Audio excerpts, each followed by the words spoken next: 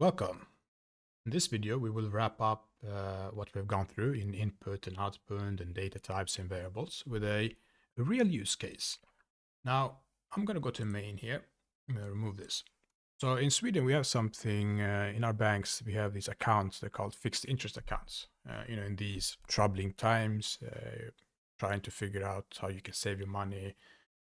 And you might not want to put your money in stocks and you want to go with a low risk approach. So I'm just going to take something that is on many of our minds, and it's these fixed interest accounts. And I'm going to show you this, how we can just make a usable script, because each bank has perhaps a different annual interest rate and how they might calculate. So in your country, if you're not from Sweden, it might be different. So I'm going to go with ours, and you can see how we make this usable script that we can use again for each bank, perhaps. So say I have some bank here where we will need what we call a principal amount. I mean, the amount that we will want to lock for a certain time and use it to save with. We can understand it can be a number. And then we have the annual interest rate that they offer. And this is a floating point number. So I'm gonna go with an example. I'm gonna say 1.6%. And maybe here I'll have a constant number like 100,000 SEK, Swedish krona. And then we have a time period. How long will I lock my money before I can get it back? We have different offerings here: 3 months, 6 months, 1 year. I'm going to go 90 days. And then we also have capital tax that draws a certain percentage from how much we got of the profit. And in Sweden, this is 30%. So this maybe is easier to read, perhaps.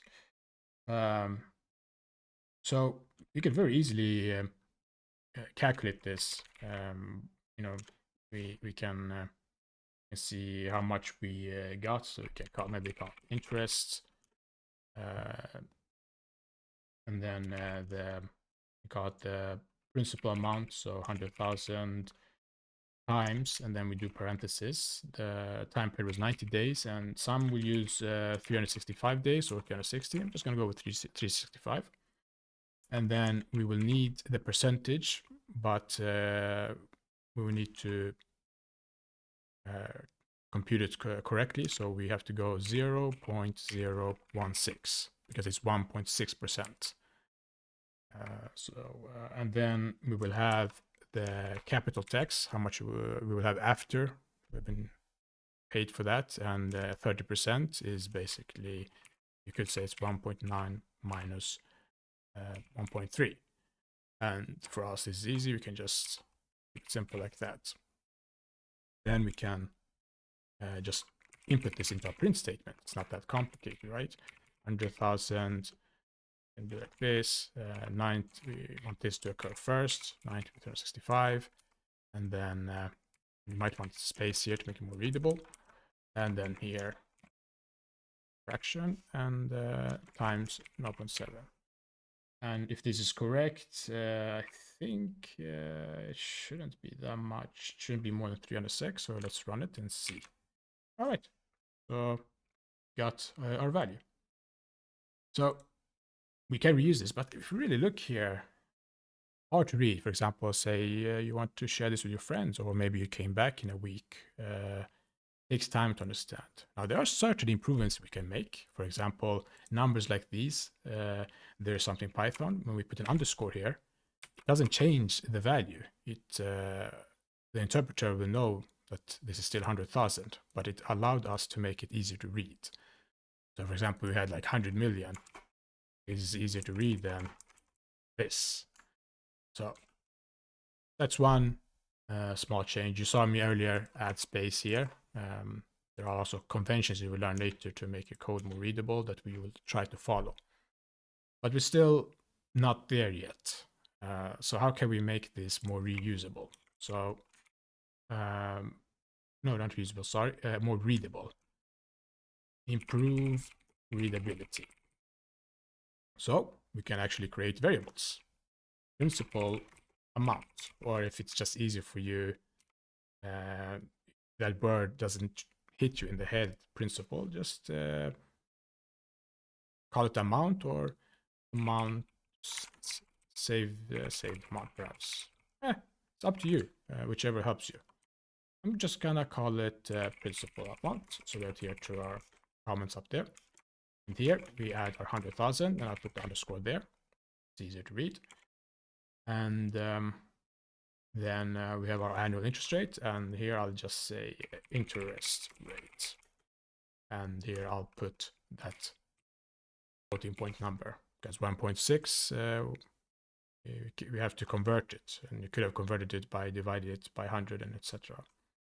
But I could calculate it instantly like that. And then we have the time period, and here I can just type time period, and it was 90 days for me, but later maybe you're thinking of 6 months, then you can just change this to 180, etc. So I'll stick with 90 here. And then the last one is our capital tax. So I'll just type capital tax, and remember it's 30%, so I'll do 0.3 because none of you can use it. This won't make sense. So what I'm going to do now, let's call it here, the result of this calculation. We can also store it in a variable. We can say perhaps profit amount.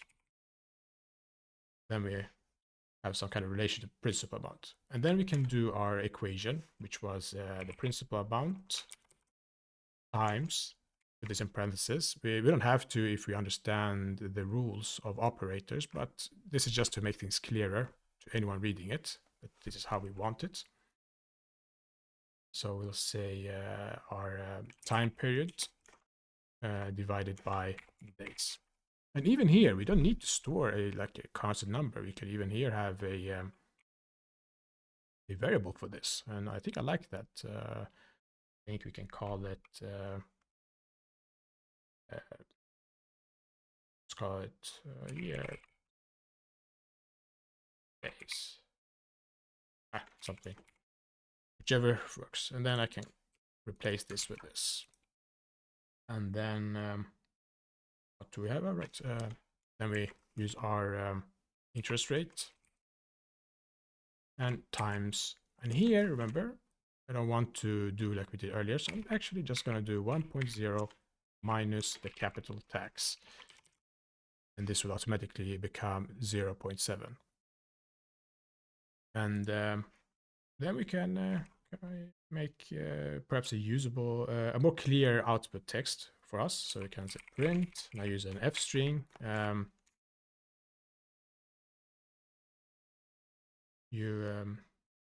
Or here I can add the principal amount for 100 seconds saved, or then here I can add the time period, days, you with profit after tax, about, here I'll have my profit amount, and I'll say sec dot.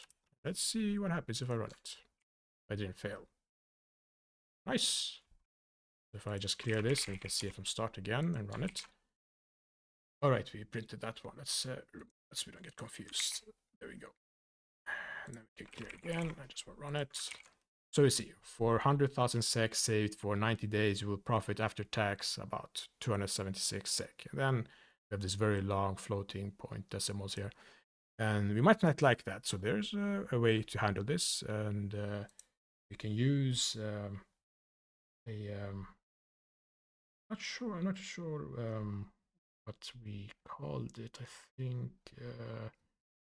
how to round it. What we do is we put colon here, and then how many decimals we want to keep. And perhaps right now 2 is enough, so I put 2 and F. Now if I run this, and we see.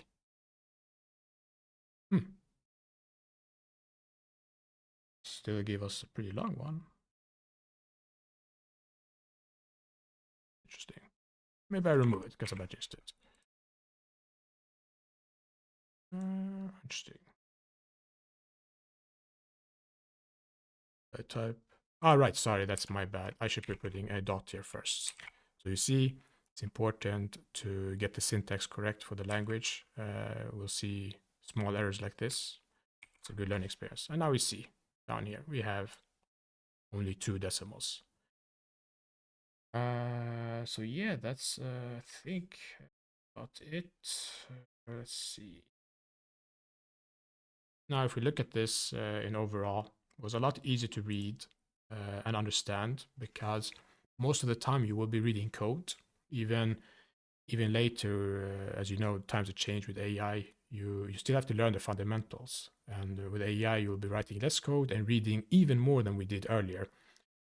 And it's kind of like when you were young and you're taught to read easier books with simpler language, and with time more complex texts, because your understanding improves, your capabilities improves. And even when AI writes code later, you need to understand what it is. So how else would you know if it's correct, if there are no security vulnerabilities or deficiencies? Is that correct? So investing a little time learning to read code every day will help you. So yeah, that's about it. Have a nice day.